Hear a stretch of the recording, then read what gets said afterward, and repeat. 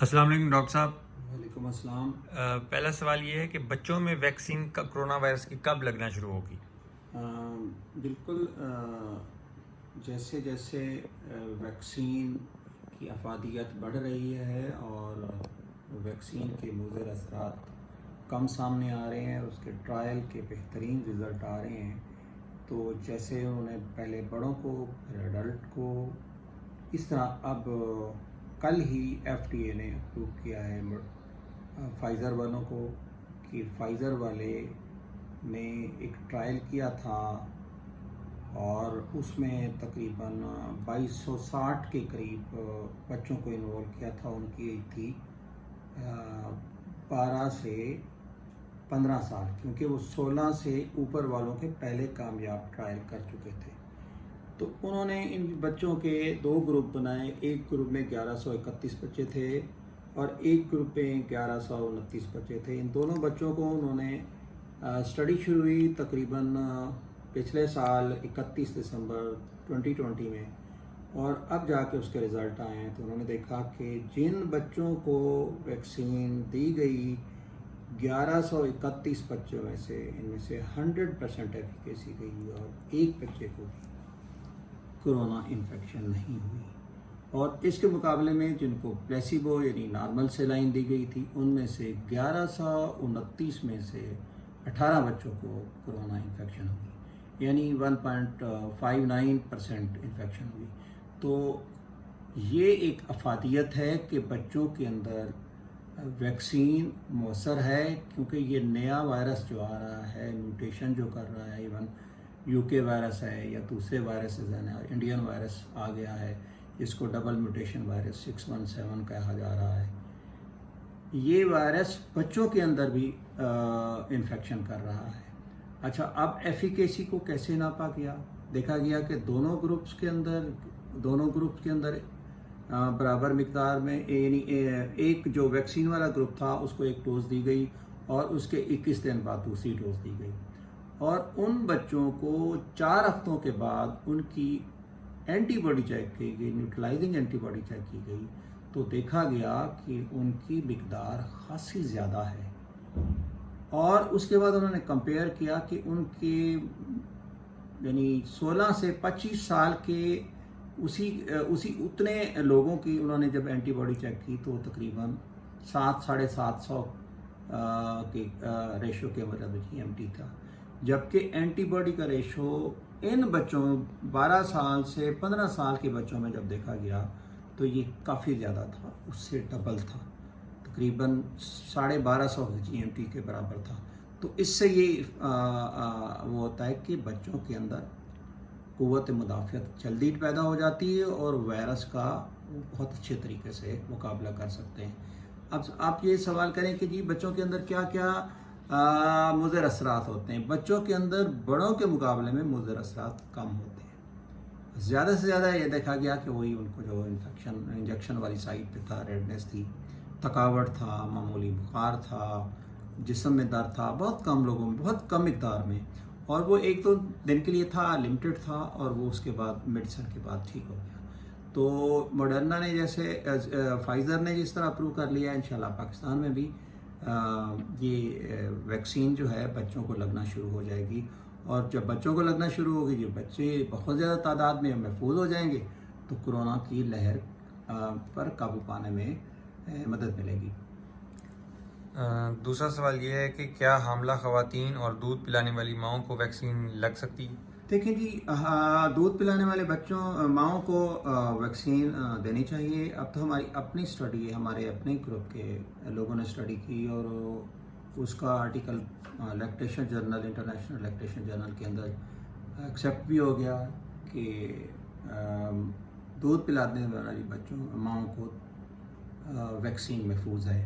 ایک تو ان کو محفوظ کرے گی، ماؤں کو، اور دوسرا جب وہ اینٹی باڈی پیدا ہوں گی اور وہ دودھ کے ذریعے سے بچوں میں جائیں گی تو بچے بھی محفوظ ہو رہے ہیں۔ ایک بات، دوسری بات کہ ماؤں کے دودھ کے ذریعے سے کرونا وائرس منتقل نہیں ہوتا۔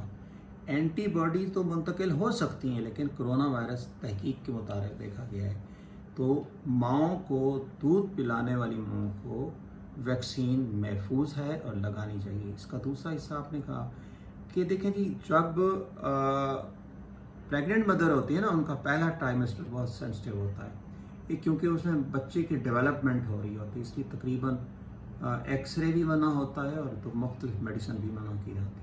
تو میں بھی اسی طریقے سے کہوں گا کہ ویکسین کو فرسٹ ٹرائمیسٹر میں نہ دیں تو بہتر ہے.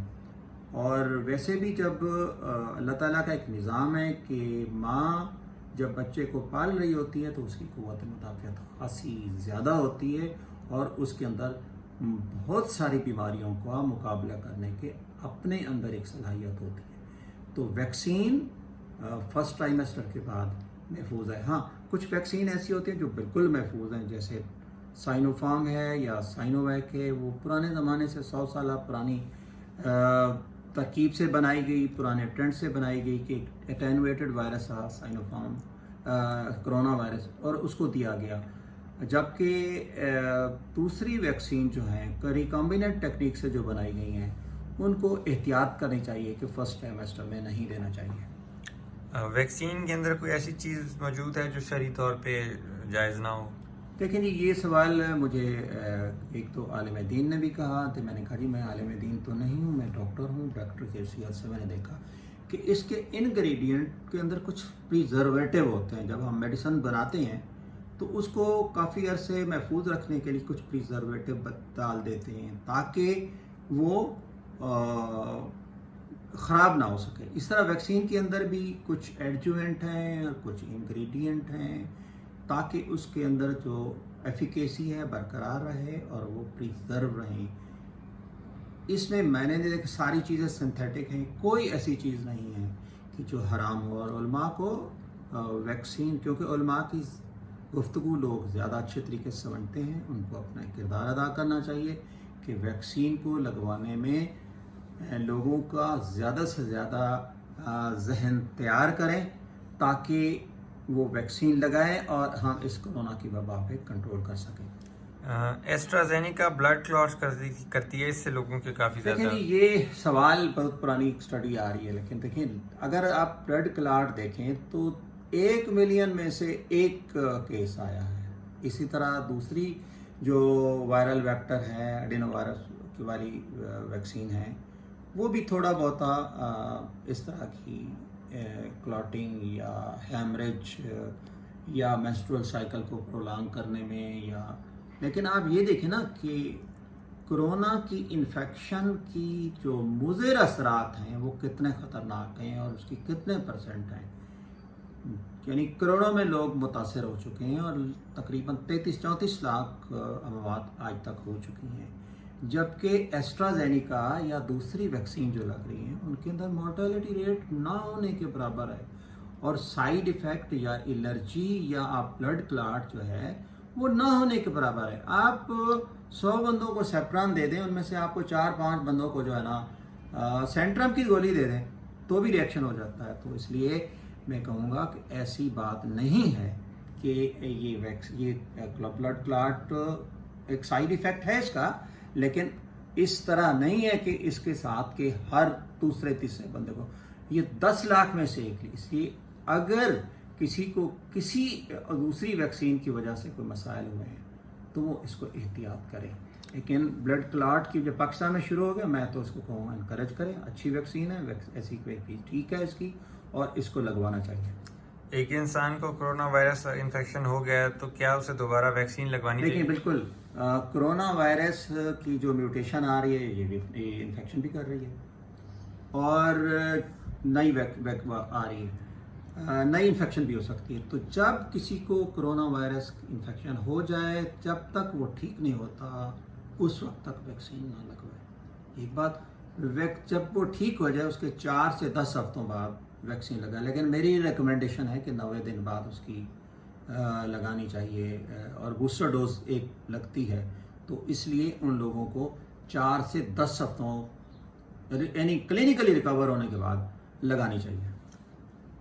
کیا شوگر اور دل کے مریضوں کو بھی ویکسین لگوانی چاہیے؟ دیکھیں ویکسین ایک میڈیسن ہے. شوگر والے لوگوں کی امیونٹی کم ہے اس لیے ان کو ویکسین لگانی چاہیے، لیکن شوگر کی ادویات کو بھی کم نہیں کرنا چاہیے اور کھانا کھا کے ویکسین کی طرف جانا چاہیے. دل کے امراض، بائی پاس والے جنہوں نے اسٹنٹ لگایا ہوا ہے، میڈیسن لے رہے ہیں، وہ اپنی میڈیسن کو جاری رکھیں اور یہ ویکسین لگوا لیں. ان کے لیے کسی قسم کی جو کیمو تھراپی پہ لوگ ہیں ان کو تھوڑا سا کیمو تھراپی روکنی پڑتی ہے. پہلے بھی ویکسین کے ایک دو ہفتے بعد میں بھی. اس طرح جو اسٹیرائڈ پہ لوگ ہیں ان کو بھی ڈوز کو کم کرنا پڑتا ہے. ادروائز ویکسین ان مریضوں کے لیے، ان لوگوں کے لیے مؤثر ہے، ان کو لگوانا چاہیے. جن لوگوں کو کسی دوائی سے الرجی ہے یا کوئی خوراک ایسی کھانے کے بعد الرجی ہو جاتی ہے. لیکن یہ بہت اہم سوال ہے. آپ دیکھا گیا کہ مڈرنا کا جو فرسٹ ڈوز کا ریئیکشن تھا اس میں 2 والنٹیئر نرسز نے کہا فرسٹ ڈوز کو ریئیکشن ہو گیا، یعنی الرجی ریئیکشن ہو گئی، پرورائٹس ہوا، اس کے بعد ایچنگ ہوئی، مائلڈ سا فیور ہوا، ہیڈک ہوا اور اس کو اینٹی الرجی دے دی ٹھیک ہو. ان میں سے ایک کو تھوڑا سا پرولانگ ہوا تو اس کو اسٹیرائڈ دینا پڑا. انہوں نے جب دوسری ڈوز لگائی تو اس کو انہوں نے ڈیوائیڈڈ ڈوز میں لگائی کہ یعنی 0.5 ml کو انہوں نے 5 سے 6 دفعہ ڈیوائیڈ کر دیا. پہلے میں اس کو انہوں نے ایکول 1:10 کی حیثیت سے ڈسٹلڈ واٹر سے ڈیلیوٹ کر کے دیا. پھر اس کے بعد 15 منٹ بعد انہوں نے ڈوز کو ڈبل کر دیا. پھر اس کے بعد 15 منٹ کے بعد انہوں نے ڈوز کو 3 گنا کر دیا. پھر 15 منٹ بعد انہوں نے 0.2 ml کر کے پوری کمپلیٹ کر دی. تو ان لوگوں میں ان دونوں کے اندر الرجی جو پہلی ڈوز سے آئی تھی وہ نہیں ہوئی. تو میرا خیال ہے کہ ان لوگوں کو اپنی ہسٹری دینی چاہیے اور جو ویکسین لگانے والے لوگ ہیں ان کو احتیاط سے ڈائلیوٹڈ فارم میں ویکسین دیں تو نقصان نہیں ہوگا. ویکسین کون سے لوگوں کو نہیں لگوانی چاہیے؟ دیکھیں یہ سوال بڑا کرٹیکل ہے. اولڈ ایج 80 سال سے اوپر کے لوگ ان کی ہیومینٹی نہیں ہے، یعنی اس کی ایج میں جب ٹرائل ہو رہے تھے تو جن لوگوں میں تھوڑا بہت مورٹیلٹی ریٹ آئی تھی وہ ان لوگوں تھے جو بہت اولڈ ایج کے لوگ تھے. وہ ویکسین کے سائیڈ ایفیکٹ کو برداشت نہیں کر سکتے. یعنی سائیڈ ایفیکٹ میں کیا ہو سکتا ہے؟ بخار ہو سکتا ہے، سائیڈ ایفیکٹ میں کیا سر درد ہو سکتا ہے، مائلجی ہو سکتا ہے، جوائنٹ پین ہو سکتا ہے، الرجی ہو سکتی ہے، بعض لوگوں کو اینافلیکٹڈ ریئیکشن ہو سکتا ہے. تو جو لوگ بہت زیادہ عمر کے لوگ ہیں ان کی قوت مدافعت بہت کم ہے، یا وہ لوگ جو جن کی امیونٹی بہت لو ہے ان لوگوں کو ویکسین نہیں لگانی چاہیے.